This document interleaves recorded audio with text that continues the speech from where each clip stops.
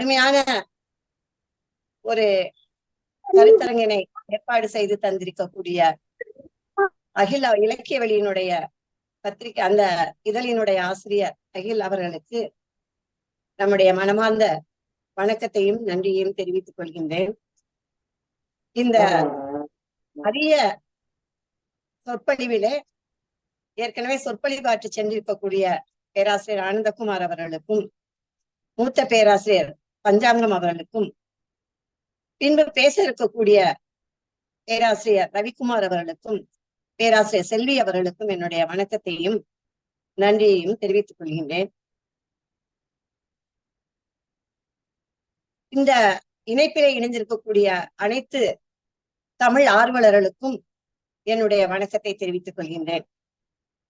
தோமுசி ரகுநாதன் பற்றிய இந்த நூற்றாண்டு விழாவிலே இப்படி ஒரு கருத்தரங்கை பேராசிரியர் பஞ்சாங்கம் அவர்கள் சொன்னது போல உலகளாவில அளவிலே ஒரு கருத்தரங்கை நீங்கள் நடத்தி கொண்டிருப்பது தமிழுக்கு கிடைத்த ஒரு அரிய வாய்ப்பு என்றுதான் நான் நினைக்கின்றேன்.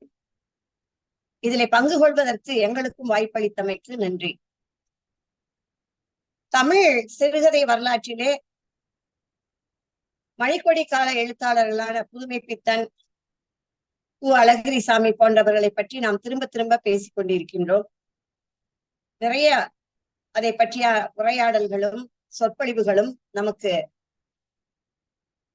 கிடைத்திருக்கின்றன. தோமுசி புதுமை பித்தன் வாழ்ந்த காலத்திலே வாழ்ந்தவர். 2000 வரைக்கும் அவருடைய இலக்கிய பணி தொடர்ந்து இருக்கின்றது என்று பார்க்கின்ற பொழுது அவரை அந்த அளவுக்கு நாம் பேசி இருக்கிறோமா? அவர் நிறைய தமிழுக்கு செய்திருக்கின்றார். ஆனால் நாம் அவருக்கு அதனை திருப்பி தந்துள்ளோமா என்பதை நாம் இந்த கணத்திலே சிந்திக்க வேண்டும். ஆனால் அவருடைய நூற்றாண்டிலே அவரை நாம் எடுத்துக்கொண்டு அவருடைய படைப்புகளையும் அவருடைய இலக்கிய விமர்சனங்களையும் திறனாய்வு நூல்களையும் ஆராய்ச்சி செய்து இன்றைய இளைய தலைமுறைக்கு அவரை பற்றிய ஒரு பார்வையை நமக்கு தருவதற்கான ஒரு நல் வாய்ப்பாக இந்த களம் அமைந்திருக்கின்றது என்று சொல்கின்றேன். நவீன இந்த இலக்கியத்தில மூலவர்கள் என்று சொல்லக்கூடிய அந்த புதுமை பித்தன் தொடங்கி சிறுகதையிலே பார்த்தா புதுமை பித்தனை சொல்லலாம், பாரதியை கவிதையிலே சொல்லலாம். இப்படி அவர்கள் தொடங்கி பலரையும் நாம சொல்லக்கூடிய நிலையிலே அந்த மூலவர்களில் ஒருவராக தோமுசி அவர்களையும் நாம் குறிப்பிட வேண்டும், ரகுநாதன் அவர்களையும் குறிப்பிட வேண்டும். முற்போக்கு இலக்கிய முன்னோடி என்று சொல்லக்கூடிய அவர் அகன்ற வாசிப்பும் அறிவு தேடலும் உடையவர். இலக்கிய மரபு வழி வந்த குடும்பத்திலே இருந்து வந்தவர். இடதுசாரி இயக்கத்தை சேர்ந்தவர். இதெல்லாம் நாம் ஏற்கனவே அறிந்தது என்றாலும் நான் இங்கு மீண்டும் ஒரு முறை நினைவு கொள்கின்றேன். இவருடைய சக தோழர்களாக அல்லது சக விமர்சகர்களாக படைப்பாளிகளாக இருந்தது புதுமை பித்தன் மட்டுமல்ல, நா. வானமாமலை, தி.க. சிவசங்கரன் என்ற அவர்களும் இவருடைய காலத்தவர்களாக இருந்திருக்கின்றார்கள். அதிலே பார்க்க போனால் நா. வானமாமலை நாட்டுப்புற திறனாய்விலே தன்னுடைய கவனத்தை செலுத்துகின்ற பொழுது தோமுசி அவர்கள் பழைய இலக்கியங்களையும் திறனாய்வு செய்துள்ளார், நவீன இலக்கியங்களையும் இலக்கிய கர்த்தாக்களையும் திறனாய்வு செய்துள்ளார் என்று பார்க்கின்ற பொழுது இவருடைய பணி ஆழங்கால் பட்டதாக முக்கியமான ஒன்றாக எடுத்துக்கொள்ளப்பட வேண்டும். இவர் படைப்பு, திறனாய்வு, ஆய்வு என்ற முத்தளத்திலே இயங்கி இருக்கின்றார். இவருடைய ஆய்வு ஏற்கனவே சொன்னது போல, ஆனந்தகுமார் அவர்கள் சொன்னது போல சமூக வரலாற்று இயல் சார்ந்த ஆய்வாக அமைந்திருக்கிறது என்று பார்க்கின்றோம். இவருடைய சிறுகதையை எடுத்துக்கொண்டால் இவர் 18 வயதில் தன்னுடைய 18வது வயதிலேயே எழுத தொடங்கி இருக்கின்றார் என்று பார்க்கின்றோம். இவருடைய சிறுகதைகள் வடிவ நேர்த்தி உடைய சிறுகதைகளாகவும் கருத்து தேர்ச்சி உடைய சிறுகதைகளாகவும் அமைந்திருக்கின்றன. தமிழினுடைய ஆகச் சிறந்த சிறுகதைகளை தொகுத்து நாம் தர வேண்டும் என்று சொன்னால் தோமுசி ரகுநாதனை விட்டுவிட்டு நாம் அவருடைய கதைகளை விடுத்து நாம் அதை தொகுக்க முடியாது என்று சொல்லக்கூடிய அளவிற்கு இவருடைய கதைகள் மிக முக்கியத்துவம் வாய்ந்தவை, காலத்தை வென்று வாழக்கூடிய எழுத்துக்களாக சிறுகதைகளாக அவை அமைந்திருக்கின்றன என்று பார்க்கலாம். இவருடைய கதையில முக்கியமான 2 விஷயங்களை நம்ம சொல்லணும். தொன்மங்களை அவர் எவ்வாறு அவர் கையாண்டுள்ளார். தொன்ம கதையாடல்களை அவர் நவீன சிந்தனைக்குள்ள ஊத்தி பார்த்திருக்கின்றார். அது போல புதுமை பித்தனை போல இவருக்கும் எல்லல் நடை கைவந்த ஒரு கலையாக இருந்திருக்கிறது என்பதை பார்க்கின்றோம். இவருடைய கதைகள்ல நீங்க அவர் முதல்ல அவர் 1941 பிரசண்ட விகடன்ல சிறுகதை எழுத தொடங்கி இருக்கின்றார். 17 வருடங்கள், கிட்டத்தட்ட 1957 வரை இவர் சிறுகதைகள் படைத்திருக்கின்றார். இவருடைய சிறுகதைகள் என்று பார்ப்போமானால் இந்த 17 வருட காலம், ஒரு சில இடங்கள்ல அவர் 1939 எழுத ஆரம்பித்தார்னு இருக்கு. ஆனால் 1941 என்பது அது கூர்ந்து பார்த்தா அவருடைய கதைகள் வெளிவந்தது பிரசண்ட விகடன்ல 1941. சோ இந்த 17 to 18 to 20 வருஷத்துக்குள்ளதான் அவர் சிறுகதைகளை படைத்திருக்கின்றார். அதன் பின்பு அவர் அந்த சிறுகதைகளை படைக்கவில்லை என்பதும் இந்த இடத்துல நம்ம குறிப்பிட்டு சொல்ல வேண்டிய ஒன்று. இன்னொரு முக்கியமான விஷயம், இவர் வெகுஜன பத்திரிகையில எழுதவே இல்லை. இவர் எழுதியது எல்லாம் முக்கியமா தாமரை இதெல்லாம் அவர் எழுதியிருக்கின்றார். இவர் ஏனென்றால் தாமரை, சரஸ்வதி, இவருடைய சொந்த பத்திரிகையான சாந்தி என்று இந்த பத்திரிகைகள்ல அவர் எழுதி வந்திருக்காரே தவிர அவர் வெகுஜன இலக்கிய பத்திரிகைகள்ல எழுதாதனால அந்த காலகட்டத்துல 2வது இவருடைய எழுத்து ஒரு விமர்சன பூர்வமான எழுத்து, ரொம்ப எதையும் மாற்றி சிந்திக்கக்கூடிய எழுத்தாக அமைந்திருக்கின்ற ஒன்றாக இருக்கிறது என்று பார்க்கின்ற பொழுது அந்த சிந்தனை இவருக்கு நிறைய எதிர்ப்புகளை அந்த காலத்திலே சம்பாதித்து கொடுத்திருக்கிறது என்பதையும் இந்த இடத்துல நாம சொல்ல வேணும். ரொம்ப முக்கியமா அவர் புதுமை பித்தனையும் பூப்பாராவையும் 2 பேரும் சேர்ந்தா எப்படி ஒரு கலவை எழுத்து வருமோ அது போல எழுதக்கூடியவர். ஏன்னா புதுமை பித்தனுடைய அந்த நவீன சிந்தனைகளோடு பூப்பாராவினுடைய அந்த பாலியல் சிந்தனைகளையும் அவர் இணைத்து அவர் கதைகளை படைத்திருக்கின்றதை பார்க்கும்போது இவருடைய சிறுகதையினுடைய அந்த பாங்கு இதற்கு ஈடாக சிறுகதைகளை எழுதியவர்கள் என்று பார்த்தால் அது மிக சொற்பம் என்றுதான் சொல்ல வேண்டும். அதிரடியான எழுத்து என்று இவருடைய எழுத்தை நம்ம சொல்லலாம். அந்த அதிரடியான எழுத்து தான் அவரை பகையை சம்பாத்தி கொடுத்தது மட்டும் இல்லாம அவரை கொஞ்சம் மற்றவர்களிடம் தள்ளி வைத்து விட்டது என்றும் நம்ம சொல்ல வேண்டும். அப்படிப்பட்ட இவருடைய எழுத்துல மிக முக்கியமான சிறுகதைகள் என்று பார்க்க போனால் வெண்டிலன் என்ற போதும் அப்படிங்கிற ஒரு கதை, பிரிவு உபசாரம், ஆனைத்தி, இந்த ஆனைத்தியை பற்றி எல்லாருமே பேசியிருக்கின்றார்கள், நீயும் நானும் என்ற கதை, மனைவி என்ற கதை, இதெல்லாம் நாம நிறைய எழுத்தாளர்களால் கொண்டாடப்பட்டிருக்கிறது என்று பார்க்கலாம். அதை தவிர நான் பார்த்த வரைக்கும் திரிசங்க சொர்க்கம் என்ற கதை அவர் எழுத்திலே கொஞ்சம் முக்கியமாக பேசப்பட வேண்டிய ஒரு கதை என்று நான் நினைக்கின்றேன். அது போல அவருடைய கதைகள்ல சனப்பித்தம்ங்கிற கதை கூட நம்ம திரும்ப திரும்ப படிக்க தூண்டக்கூடிய ஒரு கதையாக அமைந்திருக்கிறது. இவருடைய பார்வை, நான் ஒரு பெண்ணிய நோக்கோடு சொல்ல வேண்டும் என்று சொன்னால் ஆணாதிக்க பார்வை இருக்கிறதோ என்று எண்ண தோன்ற விதமாக இவருடைய கதைகள்ல அந்த ஆணினுடைய பார்வையில ஒரு பெண் எப்படி படுகின்றாள் என்பதை பெரும்பாலான கதைகள்ல அவர் சொல்லி சென்றிருக்கின்றார். ஆனால் அதை மட்டும் அவரை வைத்து இவர் ஆணாதிக்க மிக்கவர் என்று எடை போட முடியவில்லை. ஏனென்று சொன்னால் அது இயல்பான ஒரு விஷயம். அதாவது ஒரு ஆண் ஒரு பெண்ணை பார்த்து அவருடைய அழகிலே மயங்கி நிற்பது என்பது அது இயல்பான ஒரு விஷயம் என்பதுதான் அவர் எடுத்துக்கொண்ட ஒரு எழுத்து பொருண்மையாக இருக்கிறது. ஏனென்றால் இன்னொரு இடங்கள்ல 2-3 இடங்கள்ல அவர் பெண் விடுதலை பற்றியே சிந்திச்சு பார்க்கிறார், பெண் விடுதலை பத்தி பேசுறாரு. ஏன்னா இவர் ஏற்கனவே இவர் சொன்ன மாதிரி சார் சொன்னது மாதிரி அவர் புதுமை பெண் ஷெல்லி படைத்த புதுமை பெண்ணை அந்த சேத்தனாங்கிற பெண்ணை பாரதி எப்படி புதுமை பெண்ணாக மாற்றி இருக்கிறார் என்பதை பற்றி அவரு அந்த ஷெல்லியும்ங்கிற அந்த தொகுப்புல சொல்லியிருக்காரு. சோ அவர் பெண் விடுதலை பற்றி பாரதியினுடைய பெண் விடுதலை கருத்துக்கள், ஷெல்லியினுடைய பெண் விடுதலை கருத்துக்கள் இவற்றையெல்லாம் அவர் நன்கு அறிந்தவர். அதனால அவருக்கு அந்த கருத்து இல்ல, பெண் அடிமைதான் அப்படிங்கிற எண்ணம்லாம் அவருக்கு இல்ல. ஆனால் அதே சமயத்துல பெண்ணினுடைய அங்கங்களை பார்த்து ஒரு ஆடவன் மயங்குவது என்பது அது அவனுடைய இயல்பான ஒன்று என்ற ஒரு விதத்தையும், அது ஒரு என்ன சொல்றது, அத ஒரு உளவியல் சார்ந்த ஒரு விஷயமாக தான் அவர் எடுத்து செல்றாரு. அப்ப இவர்கிட்ட கதைகள்ல பார்க்கும்போது அந்த உளவியல்ங்கிறதும் மிக முக்கியத்துவம் உடையதாக பதிவாயிருக்கிறது என்று பார்க்கலாம். இப்படி அவருடைய கதைகளை ஒரு தொடக்கத்துல இப்படி ஒரு விஷயமாக நான் சொல்லிவிட்டு, இந்த அடிப்படையில அவருடைய 2, 3 கதைகளை மட்டும் நான் பார்க்கலாம். நேரம் கருதி நான் சிலவற்றை மட்டும் சொல்லி செல்கின்றேன்.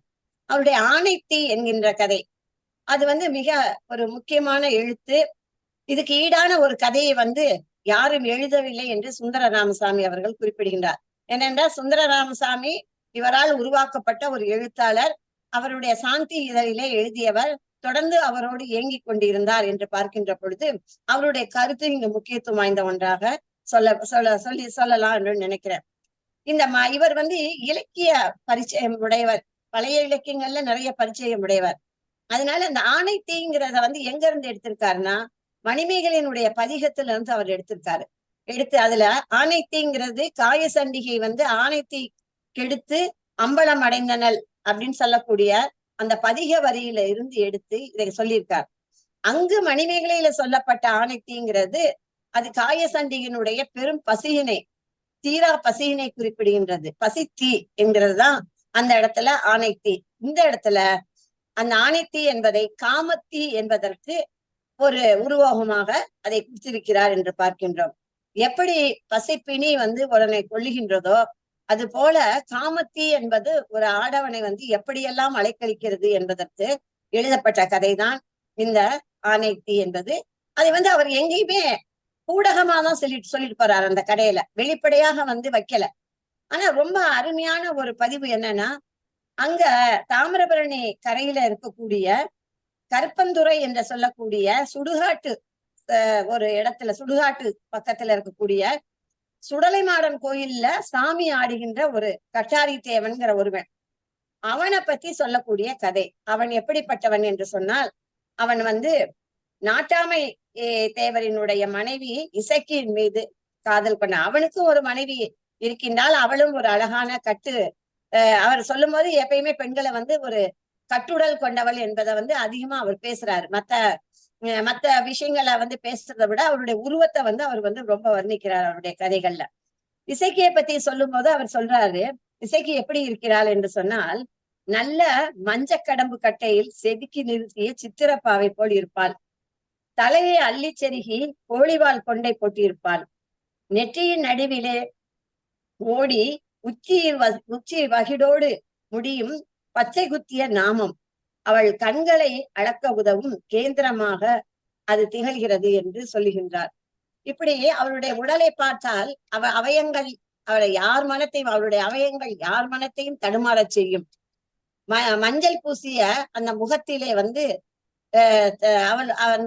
அவளுடைய வாயில வெற்றிலை காவி உதடுகளையும் அதுல பூக்குன்ற புன்னகையும் பார்த்து அவர் சிரித்து சிரித்து பேசுவதை பார்த்தா எப்படிப்பட்டவனும் அவன் மேல மயக்கம் கொள்வான் அப்படிங்கிற மாதிரி அவர் சொல்றாரு. இத இந்த சுடலைமாடன் கோயில் ஆடக்கூடிய இந்த கட்டாரி தேவனுடைய மனதை அவனோட உடன் வில்லுப்பாட்டு பாடக்கூடிய அந்த வீராசாமிங்கிறவனுக்கு நல்லா தெரியும். அவன் அந்த கோயில்ல அந்த பாடல் பாட அவனும் வருகின்றான், இவனோடு வருகின்றான். அப்படி அந்த சுடலைமாட சாமிக்கு இருக்கக்கூடிய அந்த கொடையில கலந்துக்கிறக்காக அதுல இவனும் கட்டாரி தேவனும் வருகின்ற பொழுது அவன் இசக்கியை பார்த்து விடுகின்றான். இசக்கியை பார்த்த உடனே அவனுக்கு காமம் மிகுந்து வருகிறது. உடனே அவன் என்ன சொல்றான், நேர அந்த சுடுகாட்டுக்கு செல்கின்றான். ஒரு பிணத்தை பிணம் வெந்து கொண்டிருக்கிற அதை எடுத்து அந்த பிணத்தை தள்ளி விட்டு அதை எடுத்து அதனுடைய குடலை உருவி மாலையாக போட்டு அதை வாயில அந்த சதையை எடுத்து கவ்விக்கிட்டு அவன் வர்றான். அவன் வருகின்ற பொழுது அவனுடைய வருகின்ற வேகமும் அதுல அவரு சுடலைமாடனுக்கு படைக்கப்பட்ட அந்த சாராயத்தை குடிச்சு இன்னும் அதிகமாக தன்னுடைய காமத்துல மயங்கி அவன் ஆடுகின்ற ஆட்டத்தை பார்க்கின்ற பொழுது அப்ப அங்க எல்லாரும் அவனை சாமி ஆடி என்று சொல்லி விழுந்து கும்பிடுறாங்க. ஆனா இசக்கிக்கு மட்டும் சிரித்து கொண்டே அவனை பார்த்து கொண்டிருக்கின்றார். அதே போல வீராசாமிக்கு தெரியும் இவன் என்ன பண்றான், இவன் எதுக்காக இந்த மாதிரி ஆடுகின்றான் என்பதை தெரிந்து கொண்டு அவன் அங்க ஒரு பாடல் பாடுகின்றான். ஏந்து நல்ல ஸ்தனம் இரண்டும் இசக்கி. இங்க இசக்கிங்கிறது அந்த அம்மனை, இசக்கி அம்மன், சுடலை மாடல கோயில்ல இருக்கக்கூடிய இசக்கி அம்மனை பற்றி பாடுவது போல இங்க இருவருக்கும் உள்ள அந்த நிகழ்வை வந்து பாடுகின்றான்.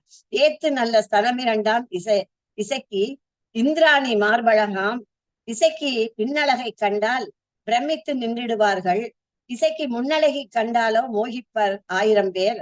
இசைக்கு இசைக்கு என்ன, அவன் வந்து உடுக்கை அடித்து அவன் பாடி அவனுடைய காமத்தை இன்னும் அதிகமாக்குகின்ற அந்த நிலையை பார்த்து, அதுக்கப்புறம் அங்கிருந்து அவன் வீட்டுக்கு வந்து தன் மனைவியிடம் அவன் நடந்து கொள்கின்ற முறையும், அதனால் பிறக்கக்கூடிய குழந்தை அந்த சுடலை மாடன் கோயில்ல அவன் அந்த கோயிலுக்கு அருகே இருக்கக்கூடிய அந்த இடத்துல போய் பிணத்தை எடுத்து வந்து தின்னான் அல்லவா, அதை வாயிலையும் கழுத்திலையும் போட்டுக்கொண்டு குடலை போட்டுக்கொண்டு வந்தான் அல்லவா, அந்த துர்நாற்றம் வீசுவதாக அந்த கதையை அவர் முடித்திருக்கின்றார். அதாவது ஒரு காமம் என்பது அங்கு எந்த அளவுக்கு ஒருவனை ஆட்டி வைக்கின்றது என்பதை அந்த இதிலே எழுதியிருக்கிறார். இதுல என்ன முக்கியமான விஷயம் என்று சொன்னால், ஒரு நாட்டுப்புற கோயில் திருவிழா, ஒரு நாட்டுப்புற பாடல்கள் பாடக்கூடிய நாட்டுப்புற வழிபாட்டு முறைகள் நிறைந்த ஒரு காட்சியை அதை கதைப்படுத்தி மிக அருமையாக அதை வந்து எழுதியிருக்க பார்த்தா, அதுல வந்து நமக்கு வெளிப்படையாக படிக்கும் போது அது தோணல. ஆனா திரும்ப படிக்கும் போது அதுல உள்ளார்ந்து எழுதப்பட்ட விஷயம் என்ன என்பது நமக்கு புரிகின்ற பொழுது, இத்தனை அழகாக ஒருத்தர் கதை சொல்ல முடியுமா என்று நமக்கு ஆச்சரியம் ஏற்படுகிறது. சமீபத்துல நான் ஒரு தொலைக்காட்சியில ஒரு கதை பார்த்தேன். அதுல வந்து ஒரு 10 வாரம் ஒருத்தர் எடுத்திருந்தாங்க. இந்த ஒரு கொலையும், இந்த காதலுக்காக ஒரு கொலை நடக்கின்றது, அந்த கொலையும் அந்த கோயில் திருவிழாவையும், அங்காள பரமேஸ்வரி கோயில் திருவிழாவையும் திரும்ப திரும்ப திரும்ப காட்டி முழுக்க அந்த கதை முழுக்க அது பின்னணியில சொல்லப்பட்டிருக்கு. அதெல்லாம் பார்க்கும்போது அதுக்கு எத்தனை காலத்திற்கு முன்னால் இந்த கதையை எழுதி இந்த பின்னணியில ஒருவனுடைய காதலினுடைய வேகத்தையும் காமத்தையும் எடுத்து காட்டியிருப்பதை நம்ம பார்க்கிறோம். இது எல்லோராலும் பாராட்டப்பட்ட ஒரு அருமையான கதை என்று சொல்லலாம். அது போல வென்றிலன் என்ற போதும் அப்படிங்கிற கதை நான் ஏற்கனவே சொல்லியிருக்கேன். தொன்ம கதையாடல்ல புதுமை பித்தனுடைய சாப விமோச்சனத்துக்கு இணையான ஒரு கதையாக நாம வந்து இந்த கதையை பார்க்கலாம். இது 1946 வெளியான கதை. இதுவும் வந்து கம்பருடைய யுத்த காண்டத்துல இருந்து அந்த வரி எடுக்கப்பட்டு இருக்கிறது. வென்றிலன் என்ற போதும் வேதம் உள்ளளவும் யாழும் நின்றிறான் என்று சொல்லக்கூடிய ஒரு வார்த்தை இது கவிதை வரிகள்ல இருந்து இந்த வென்றிலன் என்ற போதுங்கிற ஒரு விஷயத்த அந்த தலைப்பா கொடுக்கிறாரு. இதுல முக்கியமான என்ன சொல்ல வர்றாருன்னா, 2 விஷயத்த முக்கியமா சொல்ல வர்றாரு. ஒண்ணு வந்து திரௌபதி 5 மனைவியாக இருந்தாலும் அவள் வந்து 6வதாக கர்ணன் மீது அவள் உண்மையான காதல் வைத்திருந்தாள் என்கிற விஷயத்த இந்த கதையின் கூட எடுத்து சொல்லுகின்றார். இன்னொன்று, அர்ஜுனன் வந்து கர்ணனை கொன்றான். ஆனால் அவன் கொன்றானே ஒழிய அது உண்மையான வெற்றியா என்ற வினாவை முன்னிறுத்தி அந்த வெற்றி எத்தனை பேற்றால் நிகழ்த்தப்பட்டுள்ளது, அதுக்கு பின்னணியாக எவ்வளவே நின்றிருக்கிறார்கள், அவர்கள் இல்லாவிட்டால் இந்த வெற்றி இல்லை என்று சொல்வதாக அர்ஜுனனே சொல்வதாக இந்த கதை முடிகிறது. இதுல பார்க்கும்போது இதுல ரொம்ப முக்கியமான விஷயம், திரௌபதியை பத்தி அவளுடைய அதுல இருக்கு, வில்லிபாரதத்திலே ஒரு இடத்துல சொல்லியிருக்காங்க. திரௌபதி வந்து கர்ணன் மீது அவன் அம்பு எடுத்து போர் வரும்போது அதை அவன் வென்று விட மாட்டானா என்று இவள் ஆசை கொண்ட விஷயத்த சொல்லியிருக்காங்க. அதே இடத்துல இன்னொரு இடத்துலயும் சொல்லியிருக்காங்க. ஒரு இதுல போய் உண்மையை சொன்னாதான் இதுல விழுந்தாங்க, அந்த குளத்துல விழுந்தவங்க எந்திரிச்சு வருவாங்க பஞ்சபாண்டவர்கள் என்று சொல்லும் போது, இவ எல்லாரும் எதோ சொல்லிட்டு உண்மையை சொல்லாதனால உள்ள போயிடுவாங்க. ஆனா இவ வந்து நான் கர்ணனை விரும்பினேன் என்று சொல்லும் போது அவர்கள் எழுந்து வருவதாக வருது. அப்ப இந்த உண்மையை வந்து இவர் ஒரு கதையாக படைத்திருக்கின்றார். அவர் சொல்றாரு, அதை ஒரு வர்ணிக்கிற இடத்தை நம்ம அவருடைய வார்த்தையிலே பார்க்கலாம். அன்றைய போரில் கர்ணன் என் காதலன் ஒரு புறம், மறுபுறம் அர்ஜுனன் என் கணவன், இருவரும் போர் புரிகிறார்கள் என்று அவளுடைய பகுதி தொடங்குகிறது. கர்ணனின் மரண செய்தி மனசை ஊமையடியாய் அடித்து கிடத்திவிட்டது. அடி விழுந்த மனசில் நினைத்து நினைத்து எழும் வேதனை. திரௌபதி தன் சுயவரத்தை நினைத்து அப்பொழுது அழுகின்றாள். கர்ணன் எழுந்து வந்து வில்லை அனாவசியமாக தூக்கி நிறுத்தி நானேற்றிய சாமர்த்தியம் இன்றும் என் கண்முன்னே நிற்கிறது.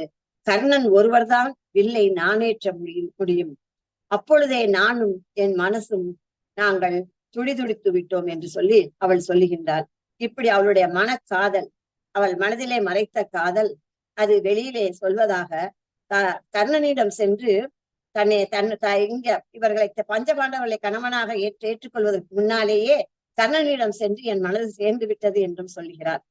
இதுக்கும் மேலாக அவ பேசுற ஒரு பேச்சு இது பேச இதை திரௌபதி பேசுவதாக எழுதுவது எவ்வளவு ஒரு பெரிய விஷயம் என்பதையும் நாம் பார்க்க வேண்டும். ஐவருக்கும் மேலாக நான் என்னுடைய கர்ணனிடம் என்னுடைய மனசு ஒட்டக்கூடியதற்கு காரணம் இருக்கிறது. ஏனென்றால் தர்மபுத்திரன் ஒரு ரிஷி, அவனுக்கு மனைவி என்றால் சதி என்ற தெய்வாம்சம் என்று பொருள். அவன் பள்ளியறையில் அவன் நீதி போதனை தான் செய்து கொண்டிருப்பான். பீமரோ காதலுக்கும் அவர் சல்லாபத்துக்கும் அப்பாற்பட்டவர். இடுமைதான் அவருக்கு சரியான மனைவி. அர்ஜுனனுக்கோ நான் பலரில் ஒருத்தி, அவருக்கு சமயத்தில் ஒருத்தி வேண்டும். அது திரௌபதி ஆனாலும் சரி, சுபத்திரை ஆனாலும் ஒன்றுதான். நகுல சகோதரர்கள் என் கண்ணுக்கு கணவர்களாகவே தோன்றவில்லை. மதினியின் அன்பு அரவணைப்பில் ஒதுங்க என்னும் மைத்துனர் குஞ்சுகளாகத்தான் தோன்றுகிறார்கள். இதனால் இந்த ஐவரையும் விட இவர்கள் மீது இந்த ஐவர் மீதும் என்னால் அன்பு செலுத்த இயலவில்லை என்று அவள் கூறுகின்ற அந்த வார்த்தைகள், அதுவும் அந்த காலகட்டத்திலே இந்த வார்த்தைகளை ரகுநாதன் தன்னுடைய கதையிலே பதிவு செய்திருக்கிறார் என்று சொன்னால் அது எவ்வளவு வியப்பிற்குரிய ஒன்றாக இருக்கிறது என்று பாருங்கள். எனக்கு கர்ணன் மீதுதான் நேர்மையான அன்பு படர்ந்திருக்கிறது. கர்ணன் நினைவுதான் என் இளமையை கூட கட்டுக்குலையாமல் காத்து வந்தது. இன்று கர்ணன் மறைந்தார், ஒட்டி கொண்டிருந்த என் வாழ்க்கை கனவும் இன்றோடு உதிர்ந்து விட்டது என்று அவள் கூறுவதாக அவளுடைய திரௌபதியினுடைய பகுதி முடிகிறது. அடுத்ததாக அர்ஜுனனுடைய மனநிலை, போர் முடித்து வருகின்றான் அர்ஜுனன், அவனுடைய மனநிலை எப்படி இருக்கிறது என்று காட்டுகிறார். இன்று நான் கர்ணனை கொன்று விட்டேன், எனினும் அவனை நான் கொன்றதாக எண்ண முடியவில்லை. கர்ணன் மரணத்துக்காக இந்திரனும் கண்ணனும் அவனிடம் பிச்சை ஏற்க வேண்டியிருந்தது. தான் பெற்ற பிள்ளை தாய்மை உணர்ச்சியை காட்டி ஏமாற்றி ராஜ தந்திரத்துடன் அந்த அஸ்திரத்தை பிரயோகிக்க ஒரு முறைதான் பிரயோகிக்க முடியும், நாகாஸ்திரத்தை என்று குந்தி தடை விதிக்க வேண்டியதாக இருந்தது. கடோத்கஜன் இந்த சூதில் பணயமாக வைத்து வெட்டு கொடுக்க வேண்டி வந்தது. கர்ணனை இவ்வாறெல்லாம் கொல்ல வேண்டி இருக்கிறது என்று சொல்லி அவனை கொன்றது உண்மையிலே நானா, அல்லது குந்தியினுடைய அந்த வேண்டுதலா, அல்லது அந்தணர்களுக்கு அவன் கொடுத்த அந்த அவனுடைய தர்மமா, அல்லது கடோத்கஜனின் அவன் பணயமான நிலையா? இதெல்லாம் தான் இதற்கு அடிக்கோலாக இருந்தது. அதனால் என்னுடைய வெற்றி என்பது அது உண்மையான வெற்றியாங்கிற பொருள்படலாம் இந்த கதைக்கு அந்த தலைப்பை வெண்ணிலன் என்ற போதும் என்ற ஒரு வினாவோடு அவர் முடித்திருக்கின்றார். என்ன ஒரு அருமையான ஒரு மாற்று சிந்தனை என்று பார்க்க வேண்டும். வெற்றி பெற்றவன் அந்த வெற்றி மமதையில் அங்கு இல்லை. அதை விட்டு இதற்கு பின்னணியாக இருந்தவர்கள் நான் மட்டுமல்ல, என்னோடு எத்தனை பேர் இதை செய்திருக்கிறார்கள். அதனால் கண்ணன் உண்மையிலே இந்த வெற்றி கர்ணனுடைய வெற்றி தான் என்று சொல்லி அவர் அந்த கதையை முடித்திருக்கிறது மிக ஒரு அருமையான ஒரு விஷயமாக நான் பார்க்கின்றேன். அது போல சொல்லக்கூடிய இன்னொரு கதை நீயும் நானும். ஆனா அதை பற்றி நான் அதிகமா பேசல. இது 1956 வந்த கதை. இதுல முக்கியமான விஷயம் என்னன்னா, இந்த கதை ஒரு பெண் எப்படி ஒரு தன்னுடைய தலைவனை காப்பாற்றுவதற்காக குழந்தையை கொள்கின்றாள் என்று சொல்லுகின்ற பொழுது, இந்த விஷயத்தை எழுதும் போது அது பெரிய வாத பிரதிவாதம் உட்பட்டது. அவரே தான் எழுதினது தவறான பார்வைன்னு ஒத்துக்கிட்டாரு. அது ஒண்ண நம்ம பாராட்ட வேண்டும். அதுதான் இங்க நான் சொல்ல வந்த கருத்து என்னவென்று சொன்னால், இந்த கதையில தன்னுடைய இடத்தையே அவர் மறுபரிசீலனைக்கு செய்யக்கூடிய ஒரு ஆளுமை பண்பு மிக்கவர் என்ற ஒரு கருத்தை இந்த கதையின் மூலமாக நான் சொல்லிக் கொள்ள விரும்புகின்றேன். அடுத்ததாக அவருடைய கதையில முக்கியமான ஒன்று திரிசங்கு சொர்க்கம். இந்த திரிசங்கு சொர்க்கத்தை பத்தி சொல்ல வேண்டும் என்று சொன்னால், இது எல்லாருமே நீங்க படித்து பாருங்க. அதாவது ஒரு ஆணுக்கு மட்டும்தான் நம்ம சொன்னேன், அவர் ஆணாதிக்கத்துல அவர் எழுதினாரு அப்படிங்கிற இது எனக்கு ஒரு தோணினாலும் அப்புறம் அந்த கருத்துக்கு மாற்று கருத்தை நான் பார்த்தேன் என்று சொல்றேன். ஆனா இதுல என்னன்னா, நிர்மலாங்கிற ஒரு பெண், அவளுக்கு அவளுக்கு 37 வயது ஆகுதுன்னு சொல்றாரு. அதாவது அவள் பேரிளம் பெண். தெரிவையிலிருந்து இலக்கியம்படி சொல்லப்படுமானால் பேரிளம் பெண் என்று அவரே சொல்லுகிறார். அப்படிப்பட்ட பெண்மணி அவர் வந்து அந்த பெண் வந்து தனக்கான காதல் அது அது வரைக்கும் இளமையில வந்து அவ வந்து பெருசா நினைக்காத அவள் மீது காதல் பட்டவனை கூட நிராகரித்து விட்டார். அந்த நிராகரித்த அந்த பெண் வந்து அந்த திரும்பவும் அந்த 37 வயதுல அவளுக்கு ஒரு மனதுக்குள்ள ஒரு காதல் அரும்புகின்றது, அந்த உணர்வு அரும்புகின்றது. அதை தன் தோழியான மருத்துவ தோழியிடம் வந்து செல்லும் போது நீ திருமணம் செய்து கொள் என்று சொல்லும் பொழுது அவளுக்கு வியப்பாக இருக்கிறது. இந்த வயதிலா எனக்கு திருமணம் என்று கேட்கின்றாள் திரும்ப திரும்ப. அது இவளுக்கு எதற்காக அந்த எண்ணம் வந்தது என்று சொன்னால், அவனுடைய முன்னாள் காதலனான அவனைப் போலவே ஒரு பையனை இன்னொரு கல்லூரியிலே அவள் வேலைக்கு செல்லும் பொழுது சந்திக்கின்றாள். அந்த அவன் பேர் ரெங்கராஜன். அவனை பார்த்தவுடன் இவளுடைய மனதில ஒரு காதல் உணர்வு தோன்றுகின்றது. அவன் இவளிடம் வந்து தனக்கு டியூஷன் சொல்லி தர வேண்டும் என்று கேட்கின்ற போது முதல்ல மறுக்கிறாள். ஆனால் திரும்ப திரும்ப அவன் வற்புறுத்தும் போது அதை ஏற்றுக்கொள்கிறாள். இருவருக்கும் இடையிலே ஒரு அன்பும் ஒரு நெருக்கமும் உண்டாகிக் கொண்டே இருக்கிறது. அவனே நினைக்கிறான், இவள் வந்து என்கிட்ட கொடுக்கிற அன்பு இது குருவினுடைய அன்பா, அல்லது ஒரு தாயோட அன்பா, அல்லது ஒரு காதலியோட அன்பா என்பது அவனுக்கே ஒரு குழப்பமா இருக்கு. ஆனா ஒரு மின்சாரம் இல்லாத ஒரு சூழல், அதிலே வந்து இருவரும் ஒருவர் மீது ஒருவர் பட்டுக்கொள்கின்றார்கள். அந்த ஸ்பரிசம் இதெல்லாம் வந்து இவளுக்கு காம உணர்ச்சியை தூண்டிக் கொண்டிருக்கிறது. இறுதியிலே அவர் முடிக்கிறார். அந்த கதை எப்படி அது நீங்க படிச்சா தெரியும். நான் முழுமையா நான் சொல்ல வரல. உங்களுடைய படிப்புக்காக நான் விட்டு விடுகிறேன். இறுதியாக சொல்லுகின்றார், செல்வி நிர்மலா திருமதி நிர்மலா ரெங்கராஜன் ஆகிவிட்டார் என்ற ஒரு வரியில கதையை முடித்து விடுகின்றார். சோ அப்ப ஒரு பெண்ணினுடைய காதல் அதுவும் மதிக்கப்பட வேண்டும். அவளுடைய காதலும் அவளுடைய உணர்வுகளும் மதிக்கப்பட வேண்டும் என்ற ஒரு மனிதாபிமான மானுடவியல் நோக்கில் அவர் எழுதின ஒரு விஷயமும் அவரை வந்து நான் பார்த்த பார்வையிலிருந்து கொஞ்சம் விலகி செல்ல எனக்கு துணை நிற்கிறது என்று பார்க்கிறேன். அது போல இன்னொரு முக்கியமான கதை வந்து மனைவிங்கிற கதை. இந்த கதை வந்து 1948 எழுதியிருக்காங்க. இதுல ரொம்ப முக்கியமான விஷயம் என்னன்னா, இவருடைய கதைகள் இந்த வெண்டிலன் என்ற போதுங்கிற கதையிலதான் கொஞ்சம் பாத்திரங்கள் அதிகம். இல்லாட்டி மற்ற எல்லா கதைகளும் பாத்தீங்கன்னா 2 அல்லது 3 சிறுகதைக்கே உரிய மாதிரி 2 அல்லது 3 பாத்திரங்கள் தான் அந்த கதைகள்ல இடம் வருகிறது. அது மூலமாகவே அவர் சொல்லி செல்கின்ற ஒரு விஷயம். இதோட நான் முடிச்சுக்கிறேன் இந்த மனைவிங்கிற கதையோட இன்னொரு சிறு செய்தியோட. என்னன்னா, அந்த கதையில வரக்கூடிய ராமசாமி நல்லா படித்தவன். அவன் சுதந்திர எண்ணங்களை கொண்டவன். அவன் திருமணத்திற்கு முன்பே அவன் என்ன செய்யறான், தன் நண்பர்களும் சொல்றான், தான் மணக்க போகும் மனைவிக்கு சகலவிதமான சுதந்திரங்களும் கொடுக்க போவதாக சொல்கிறான். தனக்கு பிடித்த பெண்ணை தான் திருமணம் பண்ணிக்குவேன்னு தான் தாய் தந்தையிடம் வாதிட்டு திருமணத்திற்கு பெண் பார்க்க செல்கிறான். 2வது இன்னொரு நிபந்தனை விதிக்கிறான், படித்த மனைவிதான் எனக்கு வேணும், படிக்காத பெண்ணை நான் திருமணம் செய்து கொள்ள மாட்டேன் என்று சொல்லுகின்றான். அப்படி அவன் பார்க்க போன பெண்ணிடம் இன்னொரு பார்த்த பெண்ணுல செல்லம்மாங்கிற ஒரு பெண்ணு, அவ வந்து இவனுக்கு பிடிச்சிருக்கு. அவ வந்து உயர்கல்வி படிக்கலைனாலும் ஹைஸ்கூல் வரைக்கும் அவ படித்திருக்கிறாங்கிற ஒரு விஷயம் அவனுக்கு பிடிச்சிருக்கு. அதனால அவங்க 2 பேர் திருமணம் பண்ணிக்கிறான். திருமணம் பண்ணி கொஞ்ச நாள் தாய் தந்தையோட இருந்துட்டு ஒரு 6 மாதத்திலே தனி குடித்தனம் வர வேண்டிய சூழல் வந்தது. ஆனா அவன் என்ன நினைக்கிறான், மனைவியும் அவன் சொல்றான், மனைவியும் வந்து மனுஷி தானே, அவளை வந்து அடிமையாகவோ வேலைக்காரியாகவோ நடத்தக்கூடாது என்பதுல வந்து அவன் ரொம்ப உறுதியா இருக்கிறான்.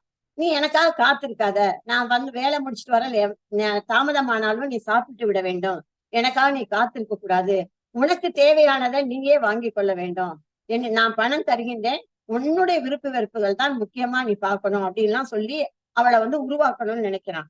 ஆனா என்ன நடக்குது என்று சொன்னால், அவன் வந்து ஒரு இடத்துல சொல்றான், அவன் தோழனே ஒருத்தன் சொல்றான், அதாவது சுதந்திரம் வந்துருச்சு, ஆனா அந்த சுதந்திரம் வந்துட்டா மட்டும் போதுமா, அதை காப்பாற்றுவதற்கும் சக்தி வேண்டாமா அப்படின்னு ஒரு இடத்துல பேசும்போது ஒரு நண்பன் சொல்லுகின்றான், சுதந்திரம் வந்தாதானே காப்பாற்ற முடியும், சுதந்திரமே வரலன்னா எப்படி, அதனால சுதந்திரம் வேணும் அப்படின்னு சொல்றான்.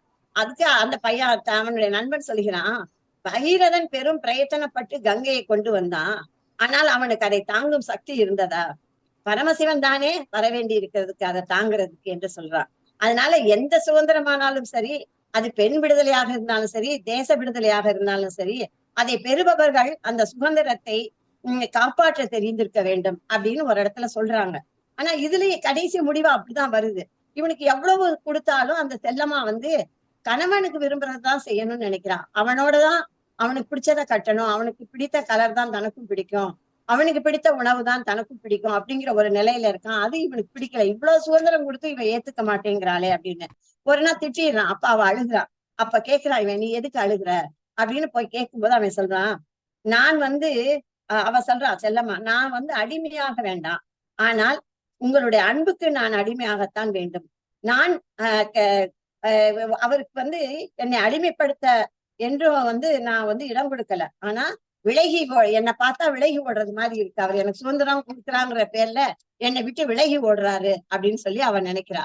கடைசி அவ சொல்றா, எனக்கு வந்து என் லட்சியம் உங்க அன்புக்கு தான் நான் அடிமையை தவிர உங்க லட்சியத்திற்கு நான் அடிமை இல்லைங்கிற அந்த பொண்ணு சொல்லுறா.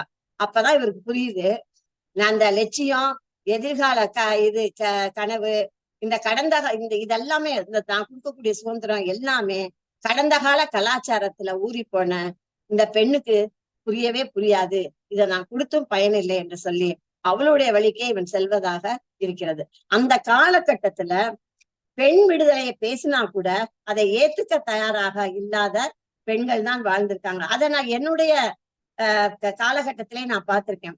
முதல்ல நான் போய் சென்னை பல்கலைக்கழகத்துல இதை பற்றி பேசுகின்ற பொழுது அங்கு இருந்த ஒரு பேராசிரியர் தம்பதிகள்ல அந்த பெண் எழுந்து சொன்னார்கள், நாங்கள் சந்தோஷமா தான் இருக்கோம், நீங்க வந்து குழப்பத்தை உண்டாக்காதீங்க, பெண்ணியம் பேசி என்று சொன்னார்கள். அதுதான் இன்னைக்கு நிலைமை கொஞ்சம் கொஞ்சமா மாறி இருந்தா கூட எத்தனை பேர் பரிபூர்ண விடுதலை, அதாவது பெண் விடுதலை சிந்தனையை பற்றி அவர்கள் நினைக்கிறார்கள் என்று நாம் பார்க்க வேண்டும். இறுதியாக ஒரு கதை, சுருதி பேதம்ங்கிற ஒரு கதை. இதை சுருக்கமா சொல்றேன். அதாவது ஒரு ஒரு நாதஸ்வர கலைஞன் ஒரு பாடல் பாடக்கூடிய ஒரு பெண். இது நம்ம பார்க்கும்போது தஞ்சாவூர் பக்கத்துல இருக்கக்கூடிய அந்த கலை போட்டி இவர்களுக்குள்ள இருக்கிறது. ரெண்டு பேரும் ரொம்ப, இவன் நாதஸ்வரத்தை புதுமையாக வாசிக்க அவள் அதுக்கேற்ற மாதிரி, அதாவது பாடலுக்கு ஏற்ப நாதஸ்வரம் இல்லாம நாதஸ்வரத்துக்கு ஏற்ப பாடலை உருவாக்கணுங்கிற போட்டி இவனுக்கு இருக்குது. அவளும் அதுக்கு ஈடு கொடுக்கா. இப்படி ரெண்டு பேரும் ஒருத்தருக்கு போட்டி போட்டு திருமணம் பண்ணிக்கிறாங்க. ஆனா திருமணம் முடிந்து கொஞ்ச காலத்துல அவங்க சிறிது காலத்திலேயே அவங்க அந்த பெண்ணோட அம்மா வடிவாம்பாள் வந்து இறந்து போற இருக்க தருணத்துல இருக்கா. அப்ப அவன் வந்து அந்த நாகசாமிங்கிற அந்த கலைஞனை கூப்பிட்டு சொல்றா, தான் மருமகனை கூப்பிட்டு சொல்றா, அப்பா நீ கல்யாணம் பண்ணிருக்கே என் பொண்ணு, அவ உனக்கு தங்கச்சி. ஏன்னா உன்னுடைய அப்பாவுக்கும் எனக்கும் பிறந்தவதான் அவ. என்னை வந்து ஏமாற்றி சென்று விட்டார் உன்னுடைய தந்தையார், நான் அவரை பழி வாங்கி விட்டேன் என்று சொல்லிட்டு அவ இறக்குறா. இது மாதிரி ஒன்னை எழுத முடியுமா? இது மாதிரி ஒரு கதையை நாம் சிந்திக்க முடியுமா? அவன் அதுக்கப்புறம் மனப்பித்து பிடித்து அவன் தன்னுடைய தங்கையிடமான உறவு கொண்டோம் என்று மனப்பித்து பிடித்து அலைவதாக அந்த கதை முடிகிறது. இப்படி அவளுடைய கதைகள்ல பாத்தீங்கன்னா ஒரு மாற்று சிந்தனை, பெண்களுக்கும் அவங்களுக்கும் காம உணர்ச்சி உண்டு, ஆண்களுடைய மீது உண்ட காமம், அதனால் வரக்கூடிய விளைவுகள், இது மாதிரி நிறைய விஷயங்களை அவர் பேசியிருக்கிறாரு அப்படின்னு பார்க்கும்போது, அதாவது இந்த பாலியனுடைய பல பரிமாணங்களை அவர் கொடுத்துட்டு போறாரு. அந்த ஒவ்வொரு கதைகள்லயும் அது ஒவ்வொரு விதமா எடுத்து சொல்லியிருக்காரு. நான் என்னுடைய நேரம் வந்து ஒன்றிரண்டு உங்களுக்கு நான் தருகின்றேன். அவருடைய மறுவாசிப்பு, அவருடைய சிந்தனை, அவருடைய மாற்று கருத்து சிந்தனைகள், இவற்றையெல்லாம் நாம் வைத்து அவரை நாம் எடை போட வேண்டும். ஒரு நல்ல மிக உயரிய ஒரு விமர்சகராக இருந்திருக்கிறார். அந்த விமர்சன ரீதியிலே தன்னுடைய கதைகளையும் அவர் படைத்திருக்கிறார் என்று பார்க்கும்போது தோமுசி ரகுநாதன் என்ற படைப்பாளிக்கு வந்தனம் கூறி விடைபெறுகின்றேன். வாய்ப்புக்கு நன்றி பாராட்டி வணங்குகின்றேன். நன்றி, வணக்கம்.